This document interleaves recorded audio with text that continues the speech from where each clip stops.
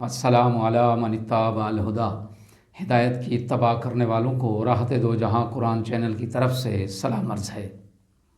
تمام تعریفیں اس پروردگار کے لیے ہیں جو اپنی نعمتوں کو بدلتا نہیں اور سزا دینے میں جلدی نہیں کرتا۔ لاکھوں درود و سلام ہوں محمد و آل محمد پر۔ سامعین اکرام، صاحبان ایمان، ہمارے آج کے سبق کا موضوع ہے سورہ آل عمران کی آیت نمبر 93 سے 95 تک۔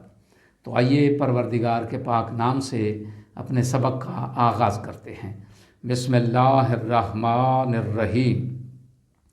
قول الطعام کان حلا لبنی اسرائیل الا ما حرم اسرائیل علی نفسہ من قبل ان تنزل التوراۃ قل فاتوا بالتوراۃ فاتلوہا ان کنتم صادقین فمن افترى علی اللہ الکذب من بعد ذلک فاولئک هم الظالمون قل صدق اللہ فاتبعوا ملت ابراہیم حنیفا وما کان من المشرکین۔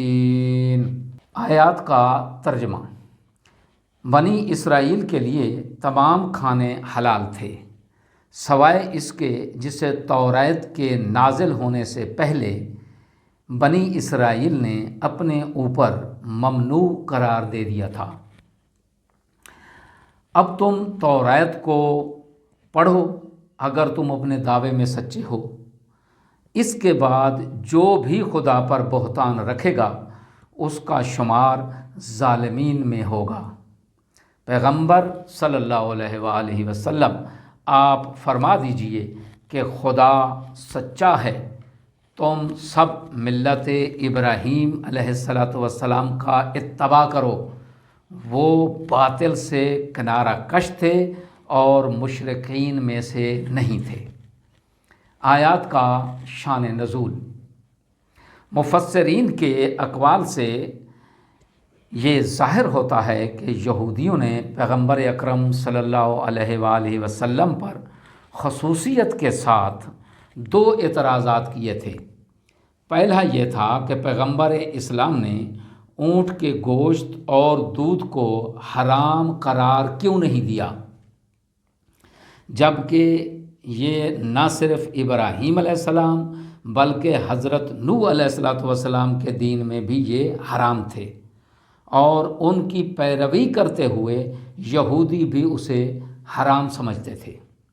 دوسرا اعتراض یہ ہوا کہ رسول اکرم صلی اللہ علیہ وآلہ وسلم کیوں کر گزشتہ انبیاء علیہ السلام خصوصاً حضرت ابراہیم علیہ السلام کے وفادار ہو سکتے ہیں، حالانکہ تمام پیغمبر بیت المقدس کو احترام کی نگاہ سے دیکھتے تھے اور اس کی طرف منہ کر کے نماز پڑھتے تھے، لیکن ختمیہ مرتبت نے اس کی بجائے قبلہ کعبہ کو بنا دیا ہے۔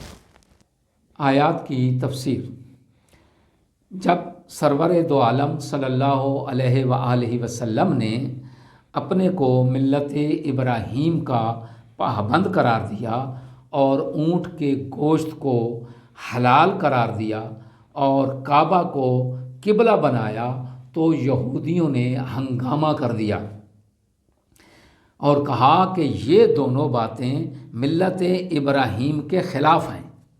آپ علیہ السلام نے ارشاد فرمایا کہ تم جاؤ اور اپنی توریت کو پڑھو اور اس میں دیکھو کہ اس میں اونٹ کے گوشت کے حلال ہونے کا ذکر موجود ہے، حرام ہونے کا نہیں ہے۔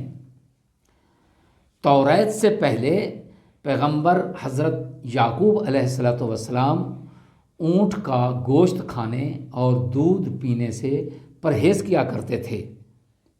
یہ کوئی حرمت کا حکم نہیں تھا، لیکن تم نے اسے رسم بنا لیا، رسم کے طور پر اسے لے لیا اور قانون کو بھول گئے، اور خانہ کعبہ بیت المقدس سے قدیم تر مکان ہے، کیوں کہ بیت المقدس جناب سلیمان علیہ السلام کا بنا ہوا ہے، اور خانہ کعبہ میں آج تک مقام ابراہیم موجود ہے، جو اس بات کا اعلان کر رہا ہے کہ یہ تعمیر ابراہیم ہے۔ لہٰذا ملت ابراہیم کا تقاضا ہے کہ اونٹ کے گوشت اور دودھ کو حلال سمجھا جائے اور کعبہ کو قبلہ بنایا جائے، اور اس پر اعتراض کرنا جہالت اور حماقت کے سوا اور کچھ نہیں ہے۔ دعا ہے کہ خداوند عالم ہمیں کلام پاک کو غور سے پڑھنے، اس کو سمجھنے اور اس پر عمل کرنے کی توفیق عظیم عنایت فرمائے۔ وآخر دعوانا ان الحمد للہ رب العالمین۔